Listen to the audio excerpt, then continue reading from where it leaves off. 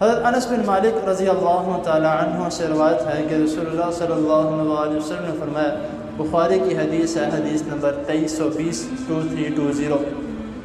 कि नबी करीम सल्लल्लाहु अलैहि वसल्लम ने फरमाया कि जो शख्स एक दरख्त का पौधा लगाता है या कोई बीज बोता है, तो उस दरख्त के पौधे से जब वो दरख्त बन जाता है या जो बीज बोया है उससे फल निकल आता है, जो भी सब्ज़ी निकल आती है, और उससे अल्लाह ताला के इंसान,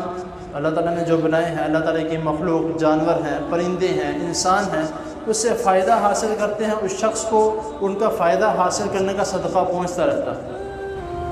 अब ये एक सदक़ा वो है